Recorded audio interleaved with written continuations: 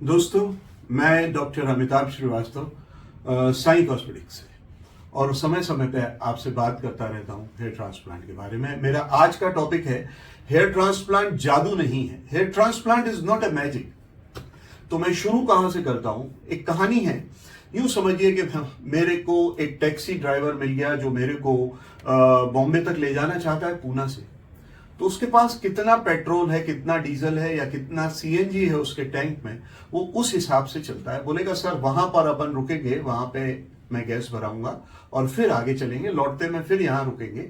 तो एक taxi driver को मालूम रहता है कि मेरे को पास इतना गैस, डीजल या पेट्रोल है, मैं इस हिसाब से इतना ट्रेवल कर सकता हूं। लेकिन मैं कई बार परेशान हो जाता हूं जब मैं देखता हूं कि किसी क्लिनिक पे ट्रांसप्लांट ऐसा हुआ होता है कि डॉक्टर ये ध्यान ही नहीं रखता कि जरूरत कितनी है और उसके लिए डोनर एरिया कितना है। इन दोनों चीजों में एक रिलेशन बिठाना बहुत जरूरी है। जितनी जरूरत है इसका मतलब उस हिसाब से डोनर है। एक टैक्सी ड्राइवर समझ सकता है कि मेरे को इतना डीजल चाहिए, इतना पेट्रोल चाहिए उधर तक जाने के लिए, तो एक काउंट ऑफ फॉलिकल्स तक जाने के लिए मुझ जैसा डॉक्टर क्यों नहीं समझ सकता कि हमें कितने फॉलिकल्स की जरूरत होगी, और डोनर एरिया को देख के हम क्यों नहीं बता सकते कि हम इसमें से सेफली इतने निकाल सकते हैं।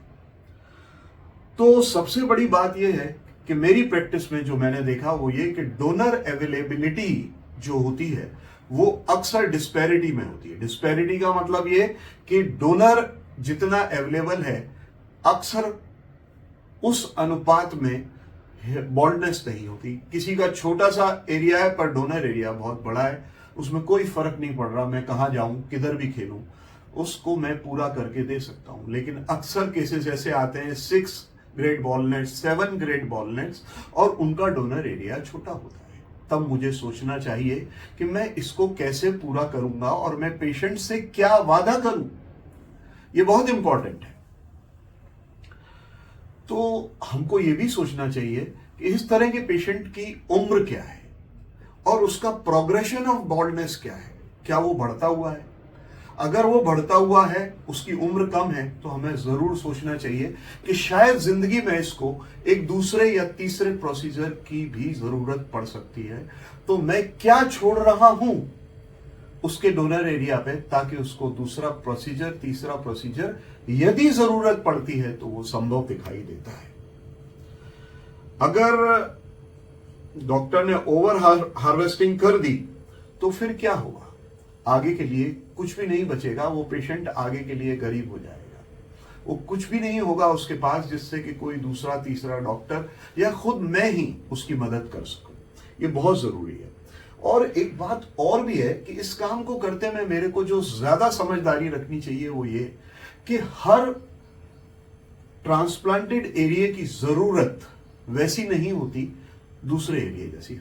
फर्ज करिए फ्रंट की जरूरत अलग है, साइड्स की जरूरत अलग है और क्राउन की जरूरत अलग है।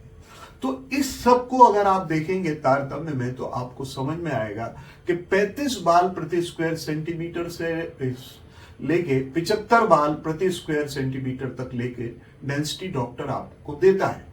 लेकिन यहां की डेंसिटी अगर वो 35 रखे तो भी चलेगा, साइड की डेंसिटी 40 भी रखे तो चलेगा, फ्रंट की डेंसिटी 70 या 75 रखे तो अच्छा लगेगा, और बैक की डेंसिटी वो 60 भी रखे तो भी अच्छा लगेगा। तो इस तरह से डेंसिटी को वेरी करते हुए उसे टोटल नंबर ऑफ फॉलिकल्स का ध्यान रखना है कि मैं कितने फॉलिकल्स निकाल पा रहा हूं और कितने कहां कहां दे पा रहा हूं। ये गणित उसको पहले ही अपने दिमाग में समझ लेना चाहिए। कई बार क्या होता है, इसी वजह से जब पेशेंट मेरे पास आता है और मेरे टेबल पे सामने बैठता है सीट पे, तो मैं उसके सर के पीछे चला जाता हूं। और कई सारे पेशेंट्स कहते हैं सर मेरी बॉल्डनेस तो यहाँ की है, आप पीछे क्यों जा रहे हैं? तो पीछे जाने से मेरा सबसे बड़ा आशय ये होता है कि मैं उसकी डोनर एरिया की हेल्थ देख लूं, डेंसिटी देख लूं, डायरेक्शन देख लूं, बालों की टाइप्स देख लूं, कितने बाल एनाजन फेस में है, कितने टेलोजन फेस में है, सेफ एरिया मेरे को कितना समझ में आ रहा है। तो ये चीज मेरे को 10 में से एक पेशेंट मेरे से क्वेरी कर लेता है कि डॉक्टर साहब पीछे क्यों जा रहे हैं, आगे का एरिया है। तो ये चीज बहुत जरूरी है। और एक डॉक्टर के पास जब आप जाते हो तो वो जरूर पहले पीछे जा सकता है कई बार। इसके बाद फिर कहूंगा कि कहीं से भी ट्रांसप्लांट कराइए, लेकिन आपका पीछे का डोनर एरिया थोड़ा सा बचा होना चाहिए, क्योंकि ये एरिया ही आगे की आपकी जरूरतों को सामान्य करने के कभी काम आ सकता है। अब गड़बड़ कहां होती है, वही बात बताता हूं आपको। गड़बड़ यहां होती है कि एक क्लिनिक है जिसमें डॉक्टर सिर्फ आपसे बात करता है और काम सारा का सारा टेक्नीशियन कर दे। टेक्नीशियन का भी उसको ये नहीं मालूम कि आज कौन सा वाला टेक्नीशियन अपने कौन से दोस्त टेक्नीशियन को लेके आएगा। उसने गिनती बता दी 4000 फॉलिकल चाहिए, टेक्नीशियन को क्या मालूम कि कहां डोनर एरिया सेफ है, कहां अनसेफ है, कौन सा बाल टेलोजन फेस में है, कौन सा एनाजन फेस में है।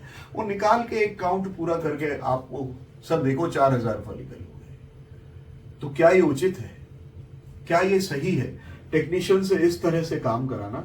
उससे क्या होगा कि अनसेफ एरिया में घुस जाएगा, वो आपके ऐसे बाल निकाल लेगा जो पीछे से भी चले जाएंगे और आगे भी काम ना आ सकेंगे। तो इस तरह के क्लिनिक से आपको हमेशा बचना चाहिए।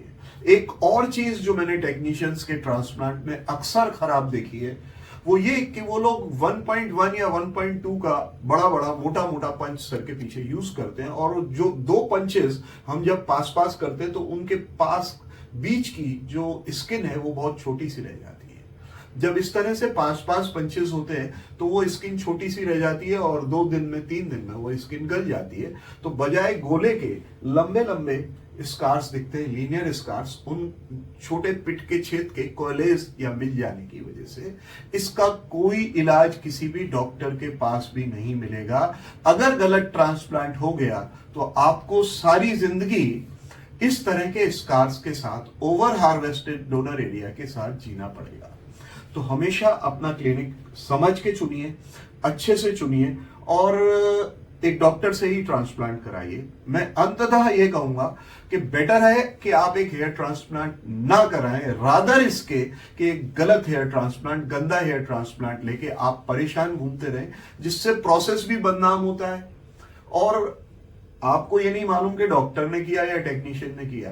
प्रोसेस बदनाम होता है, क्लिनिक बदनाम होती है, in all hair transplant society बदनाम होती है। तो इससे बचना है हमको। मैं बस इतना ही कहूंगा कि भले प्रकार से देख के ढूंढ के हेयर ट्रांसप्लांट कराएं। मैं आज इतने पे ही खत्म करता हूं।